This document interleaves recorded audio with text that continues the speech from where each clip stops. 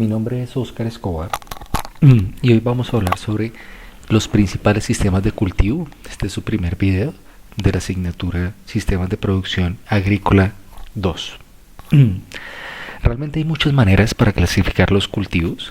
Tenemos por número de especies, disponibilidad de agua, ocupación del suelo, costo de oportunidad, destino de la producción, entre otros. Y hay muchos más, pero pues yo pienso que con estos 5 nos pueden quedar claros algunos temas de sistemas de cultivo. Está el tema del número de especies, y eso lo van a ver ustedes en los siguientes videos. Es supremamente importante diferenciar entre el monocultivo y el policultivo, no porque simplemente el monocultivo no tenga, no tenga sino una especie, y el policultivo varios, sino porque el monocultivo realmente es un sistema que personalmente debería debatirse, porque cuando uno usa solo una especie en un cultivo, uno está uno no está replicando la forma natural de reproducción de las especies vegetales. Cuando uno, por ejemplo, va a un bosque, uno en un bosque en 10 metros cuadrados se encuentra mínimo unos 50 especies. Cuando yo veo un cultivo de banano con sistema monocultivo, encuentro una especie, es banano. Cuando voy a un cultivo monocultivo de lechugas, una especie, banano. Lechuga. Y así sucesivamente. ¿Qué sucede con los monocultivos y cuál es el inconveniente natural que presentan? Que si por ejemplo llega una plaga, que eso lo vamos a ver más adelante cuando ustedes vean plagas en esta asignatura, si llega una plaga o una enfermedad, pongamos cigatoca en banano, que es la que se come las hojas, entonces cigatoca pasa de una hoja, y si al lado no encuentra otro banano, como sucedería por ejemplo en un policultivo, pues en ese sentido, cigatoca llega hasta ahí y no más, se acabó. No puede seguir su ciclo en otras especies. Mientras que en un monocultivo llega cigatoca a una hoja, desarrolla todo su ciclo productivo, su ciclo biológico, posteriormente pasa a otra hoja y replica ese ciclo, y así es que realmente se van creando las plagas y las enfermedades. Por eso para mí el tema de plagas y enfermedades, que lo vamos a ver más adelante, es un tema más humano que un tema biológico. Nosotros las llamamos plagas, pero realmente son insectos. Entonces, en ese sentido, es un tema de visión sobre el tema del monocultivo y policultivo, y sobre esto se ha escrito realmente mucho, y ustedes pueden encontrar mucha bibliografía relacionada con este tipo de monocultivos y policultivos. Dentro de estos podemos encontrar, por ejemplo, el tema de los cultivos intercalados. Entonces, dentro del tema de los cultivos intercalados, por ejemplo, tenemos un cultivo de granadilla en espaldera. Entonces tenemos todo el tutorado no es en red, es decir, creando un techo, que es el que se debería, sino que yo he visto, por ejemplo, cultivos de maracuyá o de granadilla en espaldera. ¿Qué significa esto? Que al tenerlos en espaldera, en la mitad de ese surco, nosotros podríamos, por ejemplo, sembrar un frijol para fijar nitrógeno al suelo, porque recordemos que las leguminosas son las únicas especies en el reino vegetal que pueden fijar nitrógeno como elemento nutricional para los otros cultivos. Y por eso aparece aquí el tema de los cultivos asociados. Los cultivos asociados son aquellos cultivos, vuelvo al tema, frijol y maíz. Es un matrimonio que lo sembraban muchísimo incluso nuestros abuelos, porque el frijol aporta nitrógeno al cultivo y el maíz le aporta el soporte para que el frijol se pueda enredar dentro del maíz. Entonces, en ese sentido, esos son los cultivos asociados. También hay otro tipo de asociaciones, que es, por ejemplo, cuando uno siembra ruda enfrente de las camas, porque la ruda es un atrayente natural. Ustedes ven una planta de ruda, y una planta de ruda tiene muchos insectos asociados por el aroma que emite. Entonces, lo que hace, por ejemplo, en el sector de las flores es que las siembran como una trampa y aplican solo productos para control de esas plagas sobre la ruda, y el cultivo de rosa disminuye en su aplicación de productos de control biológico o productos de control para plagas y enfermedades. Digamos que esos son muchos ejemplos, varios ejemplos de los que les puedo mencionar con monocultivos y policultivos, pero que ustedes pueden encontrar más a fondo en el PDF y la presentación adjunta en esta unidad. Otro tema con relación a los sistemas de cultivo, la clasificación, es la disponibilidad de agua. Es supremamente importante mirar la precipitación que tengo yo dentro de un cultivo. Porque una cosa es sembrar un cultivo de, pongamos un ejemplo, de follajes, estos que producen ruscus y producen helecho cuero, en Cachipay, que es la zona productora en Cundinamarca, y otra cosa, por supuesto, sembrarlo en una zona con menor altitud, en donde la precipitación disminuye. Es supremamente importante saber si tenemos agua o no y esa disponibilidad. Y en esa manera también se clasifican los sistemas de cultivo. Entonces, por ejemplo, por precipitación están los de lechuga, las hortalizas normalmente, debido a que tienen un ciclo de vida tan corto de 3-4 meses, pues realmente se pueden sembrar en una temporada invernal. Recordamos que Colombia es un país con sistema bianual de precipitación, en donde tenemos unas fuertes lluvias en marzo, abril y mayo, y otra temporada en octubre, noviembre y principios de diciembre. Entonces, conociendo nuestro sistema, bueno, eso principalmente en la zona andina y la zona caribe. La zona de los llanos orientales maneja otro tipo de precipitación, que es la bueno, que es la que es una vez al año. Entonces es importante porque siempre debemos tener cierta disponibilidad de agua cuando vamos a implementar un sistema de cultivo. Otra clasificación también es por el riego. Si yo voy a colocarle al cultivo un riego, ya sería un cultivo tecnificado, pero dependiendo también del riego hay clasificaciones como lo es el riego por goteo, que es personalmente para mí el mejor sistema de riego, porque nos coloca el agua y los nutrientes, porque también se puede usar el fertirriego, en donde se envían nutrientes a través de los sistemas de riego.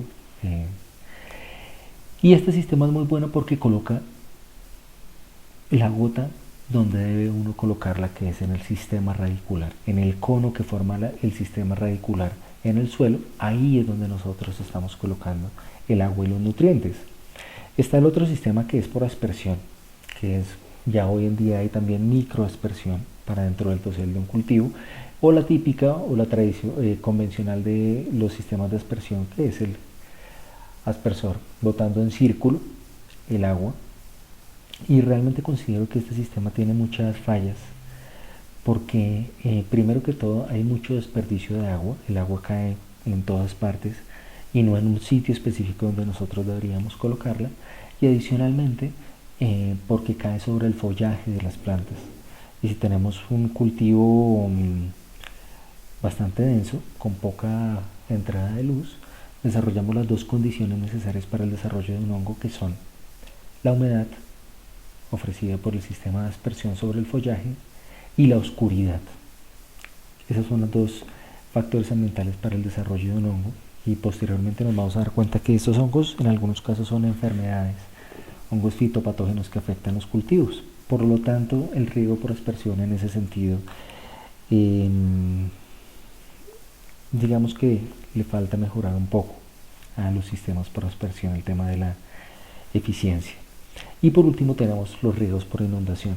Estos riegos son principalmente en arroz, en donde a través de la agricultura de precisión, hoy en día tractores que trabajan casi que con radar, pueden crear todo un sistema en donde circula el agua de un distrito de riego, en donde se abre una compuerta en la parte superior y se va trasladando por gravedad a otra parte en donde el distrito de riego también tiene algún tipo de desfogue. Entonces, digamos que estos sistemas se dan principalmente en Colombia, en el Huila, el Tolima, Casanare, y los llanos también están ahorita incursionando bastante en el tema de el riego por inundación y de arroz. Por otra parte viene otro sistema de clasificación, que es la ocupación del suelo. Entonces tenemos suelos con cultivos permanentes o con cultivos transitorios. Permanente es un cultivo de cacao que me puede durar fácilmente 30-35 años con muy buen manejo, cultivo de banano, cultivo de palma, cultivo semipermanentes para el café, cultivos, bueno, digamos que esos son unos ejemplos de cultivos permanentes, es decir, que duran bastante tiempo produciendo. Y los transitorios, en donde ya podemos hablar entonces de las hortalizas, principalmente lechugas, cebollas, tomates, frijoles, arvejas. Y los semipermanentes o semitransitorios vendrían siendo aquellos que duran 2 o 3 años, como por ejemplo el cultivo del lulo,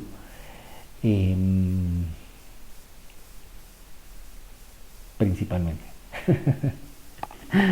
Yo coloco aquí que siempre deben tener adición de materia orgánica y materia inorgánica. Es decir, bueno, cuando hablamos de materia inorgánica, tal vez quería mencionar el tema de los fertilizantes químicos. Hoy en día están muy satanizados, pero realmente es menos el problema que presentan los fertilizantes químicos en el suelo que los que presentan tal vez los herbicidas. Porque los herbicidas ya tienen una categoría toxicológica dentro de la legislación. No por eso los fertilizantes químicos, como por ejemplo la urea, que genera una reacción de calor dentro del suelo en el proceso de la liberación de nitrógeno, puede disminuir la cantidad de microorganismos justamente por este tipo de reacciones. ¿Sí? Y los microorganismos definitivamente son los encargados de descomponer la materia orgánica en el suelo y de esta manera suministrarla de una manera mucho más natural, sin la adición de fertilizantes químicos. Por otra parte, tenemos el tema del costo y de la oportunidad. Nosotros podemos tener un cultivo intensivo o un cultivo extensivo. Los cultivos intensivos están muy ligados con los cultivos, los extensivos con los permanentes. Entonces son cultivos donde se pueden tener grandes áreas de café, de cacao, de plátano, de caña. Mientras que los intensivos es aprovechar en un área mínima la mayor cantidad de producción que se pueda dar. Entonces, por ejemplo, tenemos en este caso, en el caso de los cultivos intensivos, tenemos ejemplos como por ejemplo las hortalizas, que son muy rápidos, y yo puedo estar teniendo un escalonamiento, es decir, cada mes voy sembrando para obtener siempre una producción continua. Y por supuesto, el destino de la producción. Eso es algo muy importante porque hoy en día creemos que el problema es producir, y realmente en Colombia se puede producir y se puede producir muy bien durante todo el año, a diferencia de países con zonas templadas que debido a la presencia de nieve no tienen la posibilidad de producir continuamente como nosotros. Y por lo tanto hay que mirar cuál es el mercado al que se le debe apuntar. Uno, antes de sembrar la primera semilla en el suelo, ya debe tener quien le compre la producción. Eso es supremamente importante. A veces nos ponemos a producir y no nos enfocamos en lo más importante, que es la producción, que es el mercado, perdón, el cliente final.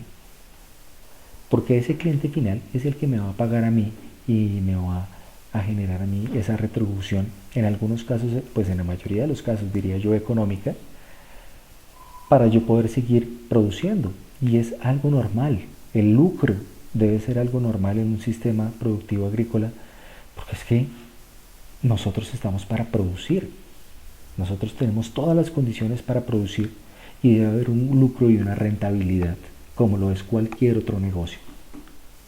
En el sector agro también se debe trabajar bajo ese esquema. Y por otra parte, la necesidad. La necesidad ya se refiere mucho a cuáles son los productos que no se consiguen tan fácilmente, por ejemplo. Bueno, por ejemplo voy a colocar otro caso y es el del cacao, en donde se prevé que para el año 2020 no va a haber suficiente cacao en el mundo, en parte porque China empezó a consumir bastante chocolate. China tiene aproximadamente 1.300 millones de personas y por lo tanto, si van a presentar ese tipo de incremento, se prevé que para el 2020 no va a haber suficiente chocolate en el mundo para ofrecerle solo a China. Imagínense el otro consumo mundial, que de todas formas existe el chocolate, porque a quién no le gusta el chocolate. Entonces, bueno, yo sé que tal vez haya alguno que haya dicho, yo, pero a mí no me gusta, pero sí una gran mayoría, yo creo que tiene, pues no una pasión, pero sí le gusta el chocolate como tal. Muchas gracias y espero que estén bien atentos a los próximos videos que les voy a presentar.